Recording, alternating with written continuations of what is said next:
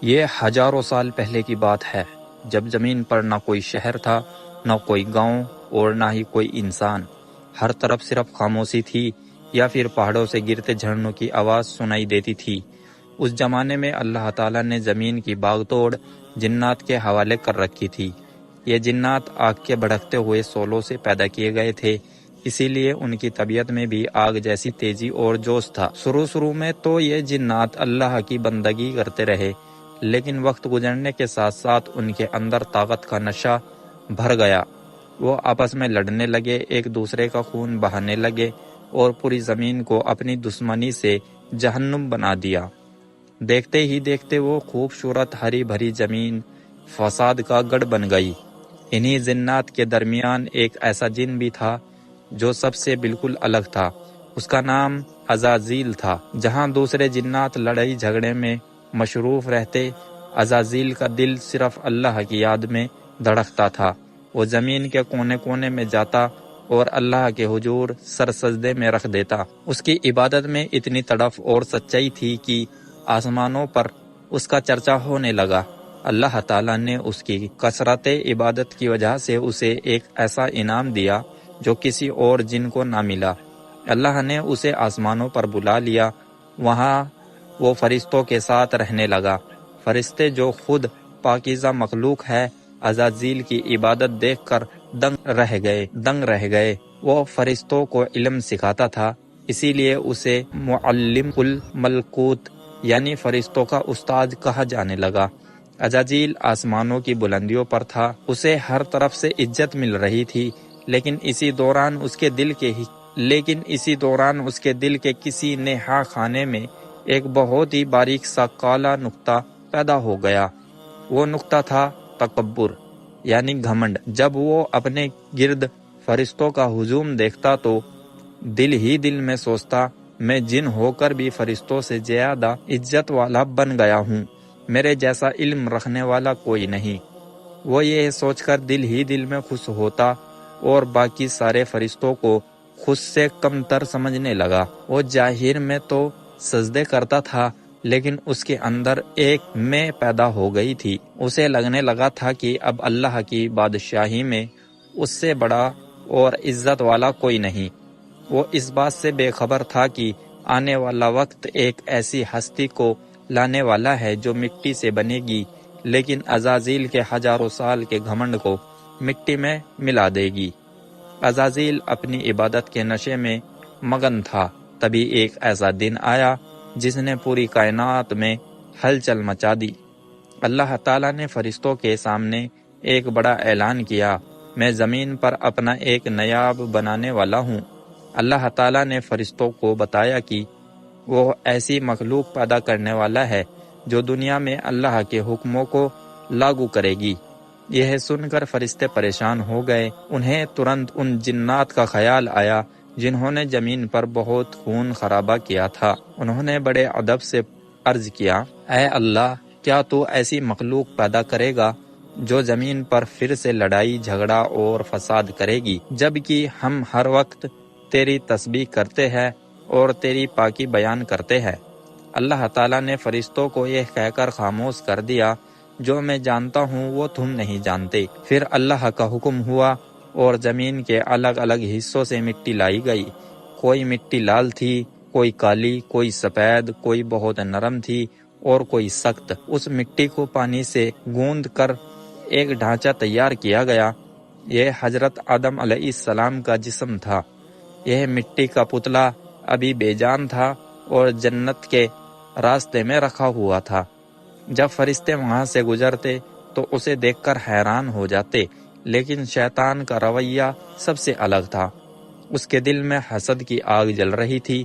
وہ بار بار اس مٹی کے پتلے کے پاس جاتا، اس کے چاروں طرف چکر لگاتا اور حقارت سے دیکھتا۔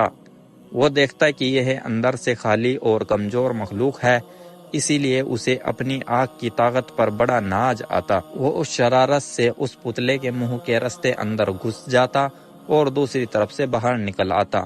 پھر وہ گھمنڈ سے کہتا، یہ تو اندر سے بالکل خالی اور کمزور مخلوق ہے، اگر اللہ نے مجھے اس پر طاقت دی تو میں اسے تباہ کر دوں گا۔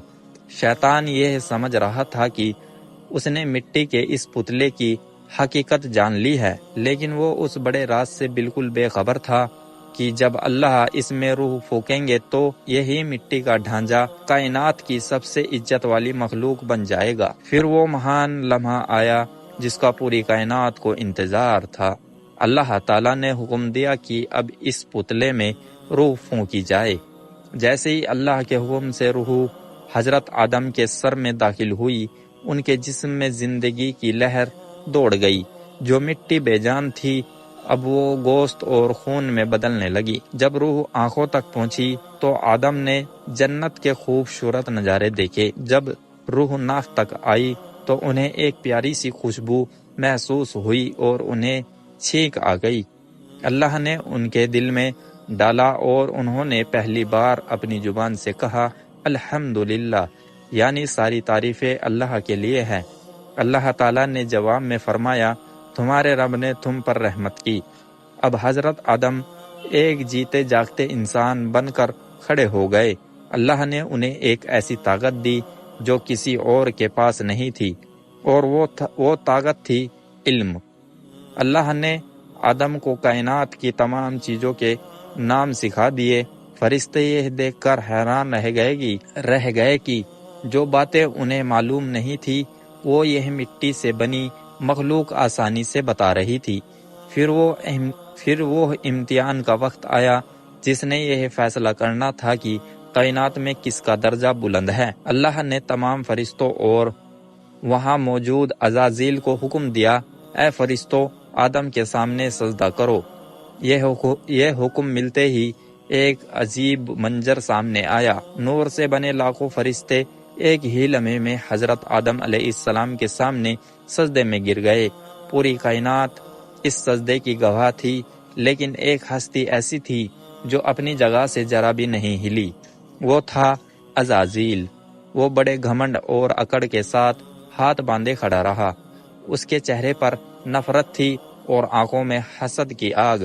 اللہ تعالیٰ نے اس سے سوال کیا اے ابلیس، تجھے سجدہ کرنے سے کس چیز نے روکا جبکہ میں نے خود تجھے حکم دیا تھا؟ ابلیس نے جو جواب دیا وہ اس کی ہزاروں سال کی عبادت کو مٹی میں ملانے کے لیے کافی تھا۔ اس نے اکڑ کر کہا میں اس سے بہتر ہوں، تو نے مجھے آگ سے پیدا کیا ہے اور اسے مٹی سے بنایا ہے، بھلا آگ مٹی کے آگے کیسے جھک سکتی ہے؟ شیطان کی اس دلیل میں صرف ایک چیز تھی، گھمنڈ۔ اس نے اللہ کے حکم کے سامنے اپنی عقل چلا دی اور یہ بھول گیا کہ اصلی عزت آگ یا مٹی سے نہیں بلکہ اللہ کی فرما برداری سے ملتی ہے۔ اللہ تعالیٰ اس کی نافرمانی پر غضبناک ہو گئے۔ انہوں نے فرمایا یہاں سے نکل جا، تو مردود ہے اور قیامت کے دن تک تجھ پر میری لعنت رہے گی۔ ابلیس جس کے سر پر کبھی علم کا تاج تھا اب ذلت کی مٹی اس کا مقدر بن چکی تھی۔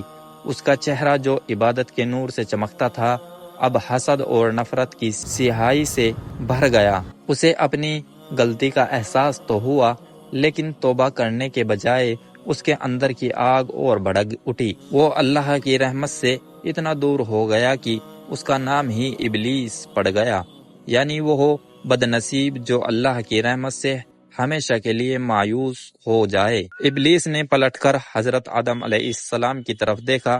اس کی آنکھوں میں وہ نفرت تھی جسے الفاظ میں بیان کرنا مشکل تھا۔ اس نے اللہ سے التجا کی اے میرے رب، اگر تو نے مجھے نکالا ہے تو مجھے قیامت تک کی مہلت دے۔ جب اسے مہلت مل گئی تو اس نے دربار الہی میں کھڑے ہو کر چنوتی دی، تیری عزت کی قسم، اب میں اس آدم اور اس کی اولاد کے راستے میں بیٹھوں گا۔ میں انہیں آگے سے، پیچھے سے، دائیں اور بائیں سے گھیر لوں گا اور ان میں سے زیادہ تر کو تیرا نافرمان بنا دوں گا۔ یہ کھلی جنگ کا اعلان تھا۔ ایک طرف مٹی سے بنا وہ انسان تھا جسے ابھی دنیا کی چالاکیوں کا علم نہیں تھا، اور دوسری طرف ہزاروں سال کا تجربہ رکھنے والا وہ مکار دشمن تھا جس نے اپنی انا کی خاطر اپنا سب کچھ داؤں پر لگا دیا تھا۔ یوں سجدے کے اس ایک چھوٹے سے انکار نے ایک مہان عابد کو ہمیشہ کے لیے लानती शैतान बना दिया और कायनात की सबसे बड़ी दुश्मनी का आगाज हो गया। इब्लीस के जाने के बाद अल्लाह ताला ने हजरत आदम अलैहिस्सलाम को जन्नत में रहने का हुक्म दिया। वो ऐसा मुकाम था जिसका तसव्वुर भी हम नहीं कर सकते। चारों तरफ हरियाली थी, ठंडी हवाएं चलती थी और चश्मों का मीठा पानी सुरीली आवाज के साथ बहता था। वहाँ ना कोई दुख था, ना कोई बीमारी और ना ही थकान का नामो निशान। हजरत आदम वहाँ की हर नेमत से फायदा उठा सकते थे। वो जहाँ चाहते घूमते फिरते और जन्नत के लजीज फलों का स्वाद लेते।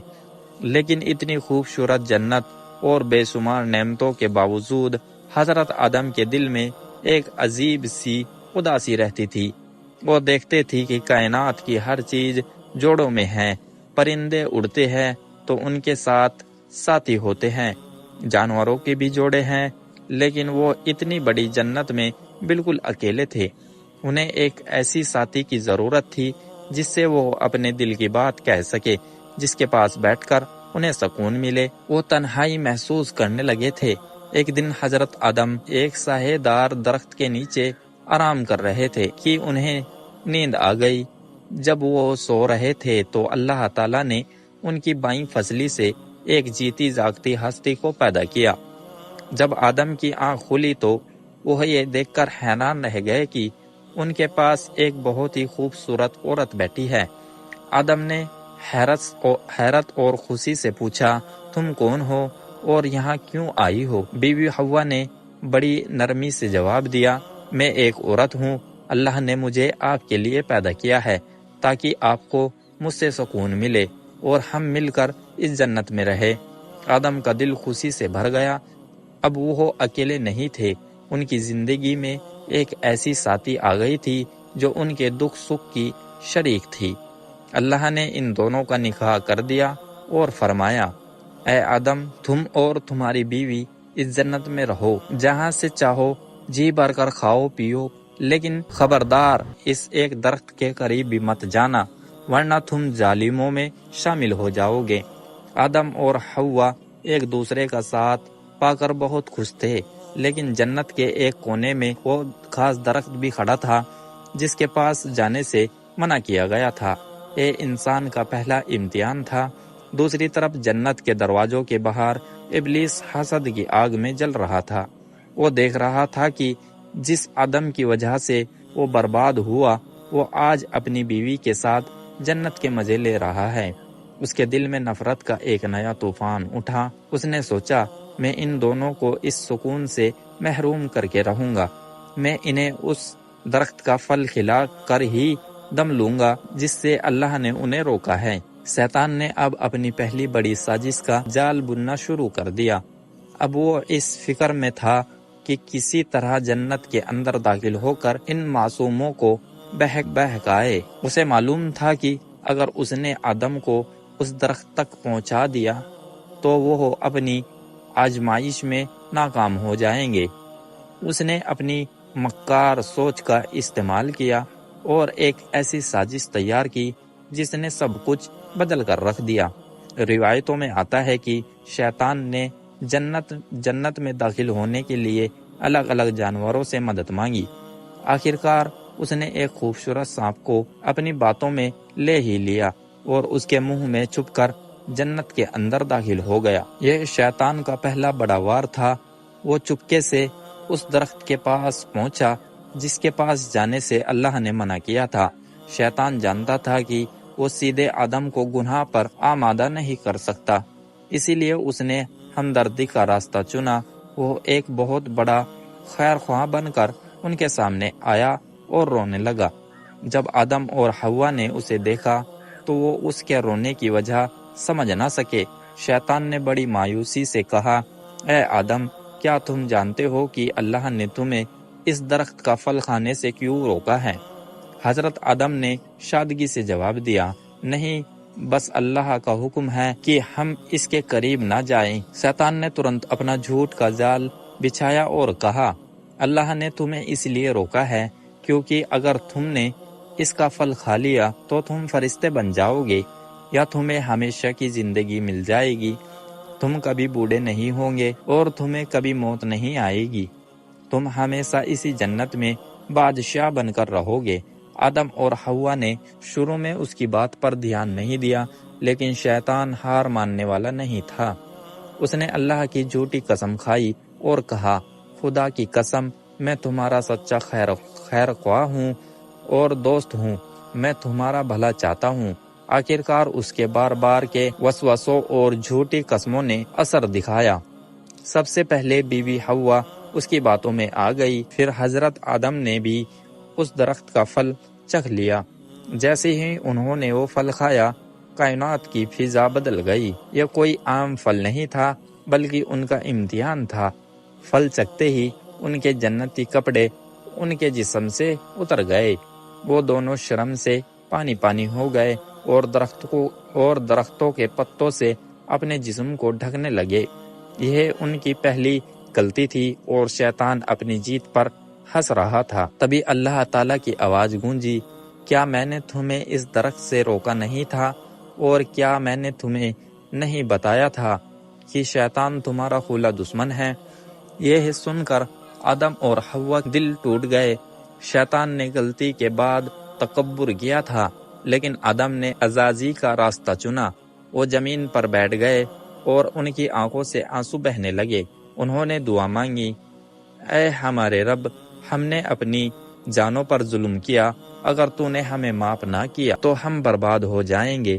اللہ تعالیٰ نے ان کی توبہ قبول کر لی، لیکن اب ان کی آزمائش کا وقت آ گیا تھا۔ اللہ نے فرمایا، اب تم دونوں زمین پر اتر جاؤ، وہاں تمہیں ایک خاص وقت تک رہنا ہے اور وہیں محنت کر کے اپنا رزق تلاش کرنا ہے۔ روایتوں کے مطابق حضرت آدم کو ہندوستان کے ایک پہاڑ پر اتارا گیا اور بیوی حوا کو جدہ کے ساحل پر۔ وہ دونوں ایک دوسرے سے میلوں دور تھے۔ سالوں کی تڑپ اور دعاؤں کے بعد آخرکار مکہ کے قریب میدان عرفات میں دونوں ایک دوسرے سے پھر مل گئے۔ انہوں نے اللہ کا شکر ادا کیا اور عہد کیا کہ اب وہ شیطان کے کسی بہکاوے میں نہیں آئیں گے۔ اس جگہ کو آج بھی جبل رحمت یعنی رحمت کا پہاڑ کہا جاتا ہے، کیونکہ وہیں اللہ کی رحمت سے ان دونوں کو دوبارہ ملایا گیا تھا۔ جنت کی عیش و آرام بھری زندگی کے بعد زمین کا ماحول حضرت آدم اور بیوی حوا کے لیے کسی بڑے دھکے سے کم نہیں تھا۔ وہاں ہر خواہش لبوں پر آنے سے پہلے پوری ہو جاتی تھی، مگر یہاں زمین کی مٹی سخت تھی اور آسمان کے تیور بدلے ہوئے تھے۔ یہ وہ مقام تھا جہاں اب مانگنے سے نہیں بلکہ محنت کرنے سے ملتا تھا۔ جب بھوک نے پہلی بار تڑپایا تو آدم کو سمجھ آیا کہ یہاں پیٹ بھرنے کے لیے زمین کا سینہ چاک کرنا پڑے گا۔ اللہ تعالیٰ نے اپنے اس پیارے نبی کو تنہا نہیں چھوڑا، بلکہ انہیں زندہ رہنے کے ہنر سکھائے۔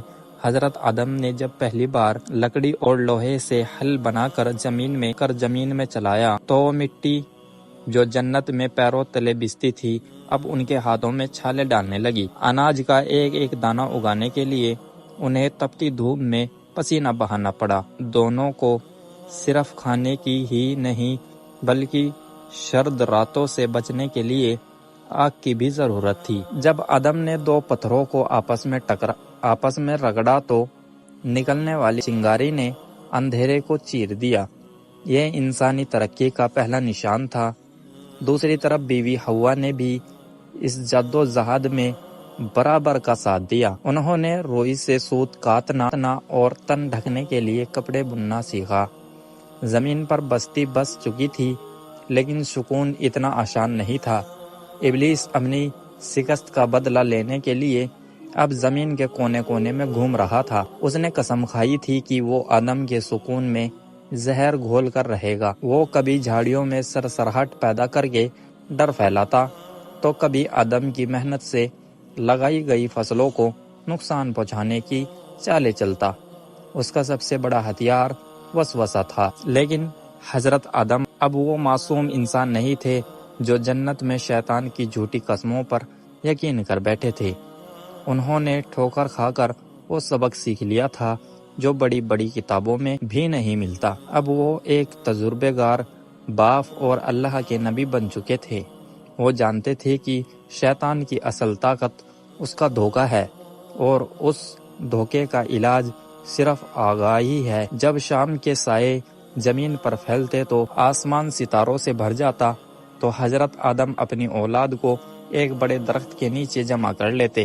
یہ دنیا کا پہلا مدرسہ تھا جہاں ایک باپ اپنے بچوں کی روح کی تربیت کر رہا تھا۔ وہ اپنے بچوں کی آنکھوں میں آنکھیں ڈال کر بڑے پر اثر لہجے میں کہتے، میرے بچوں، اس خاموش رات کی تاریکی میں یہ مت سمجھنا کہ تم اکیلے ہو۔ تمہارا ایک ایسا دشمن بھی ہے جو نظر نہیں آتا، لیکن وہ تمہاری نسوں میں خون کی طرح دوڑنے کی کوشش کرتا ہے۔ وہی ابلیس جس نے تمہارے باپ کو ایک پھل کے بدلے جنت کی بادشاہت سے دور کر دیا تھا۔ وہ تمہیں بہکائے گا، تمہیں سستی اور لالچ دے گا، تمہیں آپس میں لڑوائے گا، لیکن یاد رکھنا وہ صرف تمہیں مشورہ دے سکتا ہے، مجبور نہیں کر سکتا۔ آدم کی آواز میں عجیب سا درد اور یقین ہوتا۔ پھر وہ آگے کہتے، یہ زمین ہمارا ہمیشہ کا گھر نہیں ہے، یہ تو صرف ایک مسافر خانہ ہے۔ ہمارا اصلی ٹھکانہ، ہماری اصلی پہچان اور ہمارا اصلی گھر وہی جنت ہے جہاں دودھ اور شہد کی نہریں بہتی ہے۔ وہاں واپس جانے کا راستہ کسی جادو یا طاقت سے نہیں، بلکہ اپنے رب کی بندگی اور سچی توبہ سے ملتا ہے۔ شیطان کا ہر وار تمہارے ایمان کی ڈھال سے ٹکرا کر ٹوٹ جانا چاہیے۔ اولاد آدم خاموشی سے اپنے باپ کی باتیں سنتی، جبکہ دور اندھیروں میں چھپا ابلیس یہ دیکھ کر دانت پیستا کہ آدم اس کے ہر جال کو پہلے ہی بے نقاب کر رہے ہیں۔ یہ ایک ایسی جنگ تھی جس کا آغاز تو ہو چکا تھا، لیکن اس کا انجام ہر انسان کو اپنے عمل سے خود لکھنا تھا۔ وقت کا پہیہ گھومتا رہا اور زمین کی خاموشی اب زندگی کی چہل پہل میں بدلنے لگی۔ حضرت آدم اور بیوی حوا کی نسل سے دنیا آباد ہوتی گئی۔ جہاں کبھی سناٹا تھا وہاں بچوں کی ہنسی، کھیتوں کی ہریالی اور انسانوں کی بستیاں دکھائی دینے لگی۔ لیکن اس ساری رونق کے پیچھے ایک ایسی حقیقت چھپی تھی جو ہمیشہ کے لیے انسان کے لیے سب سے بڑا سبق بن گئی۔ ایک طرف وہ شیطان تھا جسے اپنی عبادت اور اپنی آگ پر بڑا ناز تھا۔ جب اسے امتحان کی گھڑی میں اپنی غلطی کا احساس ہوا تو وہ جھکنے کی بجائے اور اکڑ گیا۔ اس نے بحث کی، ضد کی اور اپنی انا کو اللہ کے حکم سے اوپر رکھ دیا۔ اس کا گھمنڈ اسے لے ڈوبا اور وہ آسمان کی بلندیوں سے گر کر ہمیشہ کے لیے ذلیل ہو گیا۔ دوسری طرف حضرت آدم علیہ السلام تھے۔ غلطی ان سے بھی ہوئی، وہ بھی شیطان کے بہکاوے میں آ گئے تھے، لیکن ان کا رویہ شیطان سے بالکل الگ تھا۔ انہوں نے اپنی غلطی کو چھپایا نہیں، کوئی لمبی دلیل نہیں دی، بلکہ وہ اپنے رب کے سامنے رو پڑے اور ٹوٹ کر بکھر گئے۔ انہوں نے اپنی کمزوری کو قبول کیا اور عاجزی کا راستہ چنا۔ یہی وہ خاص بات ہے جو انسان کو باقی مخلوق سے الگ بناتی ہے۔ اس کہانی سے ہمیں پتہ چلتا ہے کہ انسان کی مہانت یہ نہیں کہ وہ کبھی غلطی نہ کرے، کیونکہ انسان فرشتہ نہیں ہے۔ اصلی مہانت یہ ہے کہ وہ غلطی کے بعد اپنے رب کے سامنے جھک جائے۔ شیطان نے گناہ کیا اور باغی بن گیا، آدم نے توبہ کی اور اللہ کے محبوب بن گئے۔ آج ہم سب زمین پر موجود ہیں، لیکن ہمیں آدم کی وہ نصیحت کبھی نہیں بھولنی چاہیے۔ یہ زمین ہمارا ہمیشہ کا گھر نہیں ہے، یہ تو بس ایک امتحان گاہ ہے۔